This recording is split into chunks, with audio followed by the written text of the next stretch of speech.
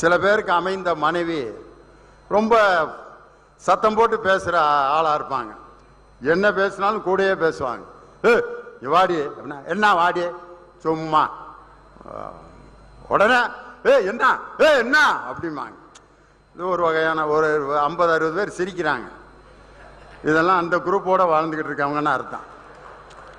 இப்போ கை தட்டுறாங்கன்னா அதை அனுபவிச்சுக்கிட்டு இருக்கிற ஆளுன்னு அர்த்தம். இன்னொரு வகையான மனைவிமார்கள் இருப்பாங்க. நம்ம என்ன பேசினாலும் வாய்க்குள்ளேயே முனகுவாங்க. இந்தடி அரைஞ்சிருவேன் உடனே.